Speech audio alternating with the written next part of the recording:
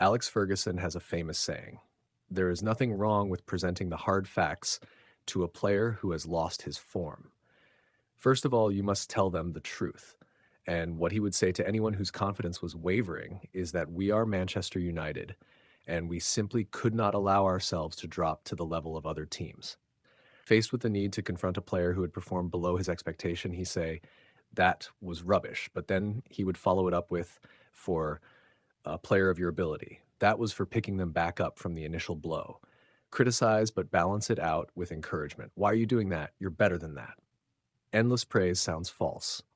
Players see through it. A central component of the manager player relationship is that you have to make them take responsibility for their own actions, their own mistakes, their performance level, and finally the result. He was all in the results industry. Sometimes a scabby win would mean more to him than a 6-0 victory with a goal featuring 25 passes. The bottom line was always that Manchester United had to be victorious. That winning culture could be maintained only if he told a player what he thought about his performance in a climate of honesty. And yes, sometimes he would be forceful and aggressive. He would tell a player what the club demanded of them. He'd tell young managers now, "Don't seek confrontation. Don't look for it, because you can bet your life it will come your way. If you seek a clash, the player is placed in a counter-attacking role, which gives him an advantage." When the former Aberdeen, United, and Scotland captain Martin Buchan went to manage Burnley, he punched the captain on the first Saturday. "That was a good start, Martin," Alex told him. Alex wrote in his book that Martin Buchan was a very principled guy. In his playing days, he moved to Oldham and was given a £40,000 signing-on fee, which was a lot of money back then. Struggling for form, he handed the £40,000 back to the board. He couldn't bring himself to keep money he felt he had not earned. Imagine that happening today. In general, across Alex Ferguson's career, people always assumed he had elaborate Machiavellian strategies. In reality, he didn't set out to master the dark arts. He did try the odd trick, saying he always finished the campaign at a higher gallop and with heightened resolve could be classified as a mind game, and he was intrigued to see Carlo Ancelotti, the Chelsea manager, twig it in the winter of 2009. To paraphrase, he said, "Alex is saying United are stronger in the second half of the season, but they were too." Alex did it every year. "Wait till the second half of the season," he would say, and it always worked. It crept into the minds of his players and became a nagging fear for the opposition. Second half of the season, United would come like an invasion force, hellfire in their eyes. It became a self-fulfilling prophecy. Tapping his watch was another psychological ploy. He didn't keep track of the time in games. He kept a loose eye on it, but it was too hard to work out how long might be added for a stoppage to have an accurate sense of when the game should end. Here's the key: it was the effect it had on the other team, not his, that counted. Seeing him tap his watch and gesticulate, the opposition would be spooked. They would immediately think another 10 minutes were going to be added. Everyone knew United had a knack of scoring late goals.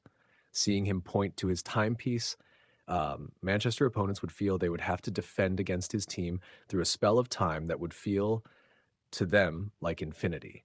They would feel besieged. They knew he never gave up, and they knew Alex specialized in late drama. Clive Tildesley said it in his ITV commentary on the 1999 Champions League final at the beginning of stoppage time: "United always score," which was comparable to Kenneth Wolstenholme in the 1966 World Cup final. That's a mind game. There is a psychological dimension also to handling individual players. With errant behavior, it helps to look for a moment through their eyes. You were young once, so put yourself in their position.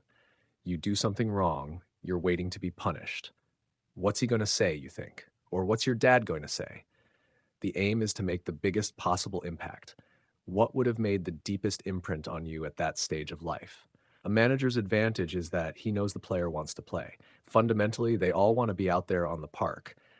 So when you deprive them of that pleasure, you're taking away their life. It becomes the ultimate tool. This is the greatest lever of power at your disposal. With the incident with Frank McGarvey at St. Mirren, Alex was consistent in telling him, "You're never going to play again." He believed that. For 3 weeks, he believed it. He finished up begging Alex for another chance. In his mind, he had the idea that all the power was on Alex's side. Freedom of contract wasn't a reality then. People talked nonstop about Alex's mind games. Every time he made a public utterance, a swarm of analysts would look for the hidden meaning, when 98% of the time, there was none. But psychological pressure has its place. Even superstitions, because everyone has one.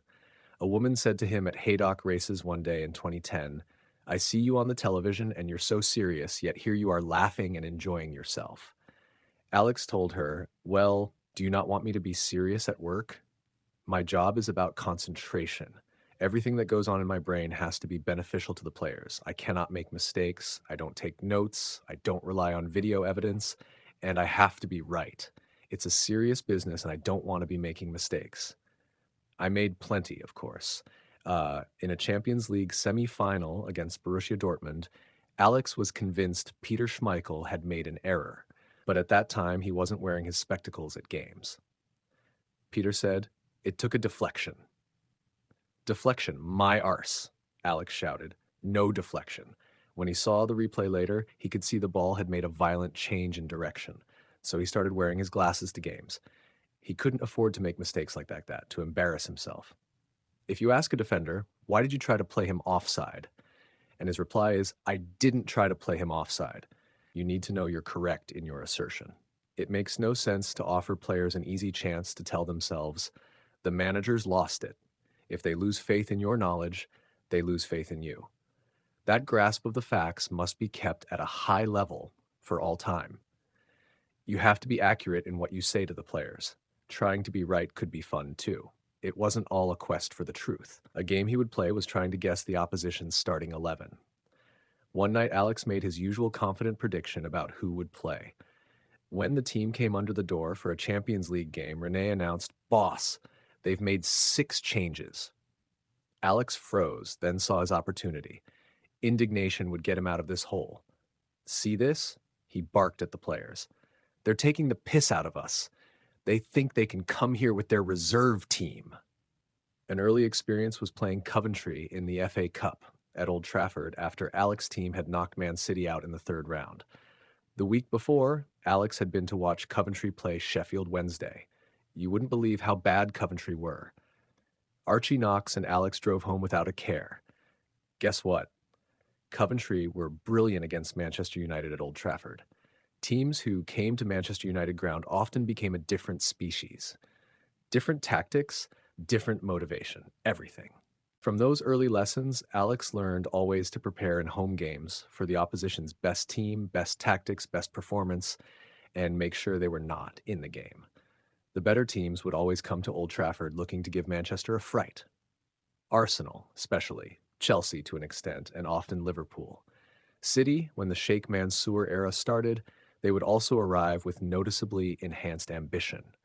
Clubs managed by ex-Manchester United players would also be bold. Steve Bruce's Sunderland, for example, were not shy on Manchester turf. Alex's longevity rendered him immune in the end to the normal whispering and speculation that would envelop other managers after 3 defeats in a row. His success insulated him against the media calling for an execution. You saw that with other clubs, but not with him. That gave him strength in the dressing room. Those benefits transferred themselves to the players. The manager would not be leaving, so nor would the players. The coaches and the backroom staff would not be leaving because the manager was staying. Stability, continuity, rare in the modern game. In a bad run, Manchester didn't panic. They didn't like it. And perhaps that calmness, when the world is swirling with noise, when the critics are sharpening their pens, when rival fans are taunting, when pundits are pushing a crisis narrative, was the biggest gift Sir Alex gave Manchester United. The power to stay composed, to know that the storm would pass, and that they would come out of it stronger. You can't buy that kind of leadership. It comes from decades of consistency, of sticking to principles, of not blinking when the pressure hits. Because under Sir Alex, pressure was not the enemy, it was the proving ground, the place where real champions were forged. It wasn't just about the silverware, though that was bountiful. It was about building something more permanent, a culture, a mindset, a refusal to accept anything less than excellence. From the tea lady to the top scorer, everyone knew what was expected. And while the standards were high, so was the belief. When you wore that red shirt, you weren't just representing a club, you were stepping into a legacy, a machine fine-tuned over decades, powered by work ethic, fueled by hunger, and held together by an unshakable belief in unity. Ferguson knew football was about more than tactics, more than drills and formations. It was about people, their moods, their doubts, their quiet fears. The player who just became a father and hadn't slept in days, the one who was struggling with form and drowning in self-doubt, the one whose confidence had evaporated after a costly mistake. He had a radar for these things. Not every manager does, but he did, and he knew when to protect a player from the media and when to challenge them publicly. He knew when to pull someone aside for a quiet word and when to bark in the dressing room like a general before battle. He was not perfect. He could be ruthless, even intimidating. But behind the steel was an understanding that football was fundamentally about people, how they tick, how they break, and most importantly, how they bounce back. And his players, time and again, did bounce back, because he built a fortress not just of tactics, but of belief. He gave the team more than a strategy. He gave them an identity, a sense of purpose that lasted beyond one bad result or one tough season. Even in moments of deep disappointment, like that crushing loss in the 2009 Champions League final against Barcelona, he didn't let the defeat define them. He absorbed the pain, dissected the failure, and plotted a way back. In the eyes of many, that's when a manager truly earns their respect, not in victory, but in defeat. When everything is against you, can you still look your players in the eye and say, "We'll rise again," and mean it? Ferguson always did, and United always rose. Even in the era of the Galacticos, the super-rich owners, and the tactical revolutions sweeping through Europe, Ferguson held his ground. He adapted. He kept evolving. New fitness trends, new diets, new analytics. He welcomed the tools, but never let them replace the gut instinct that had made him great.